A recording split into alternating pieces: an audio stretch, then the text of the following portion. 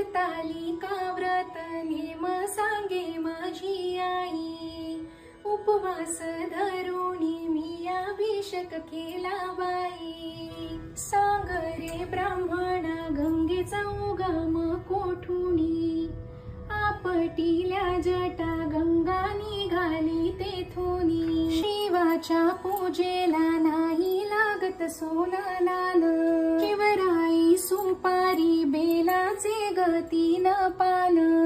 भोळा रे महादेव भोळ तुझं घेन देन, तुझ्या जटामध्ये मला सापडलं सोन।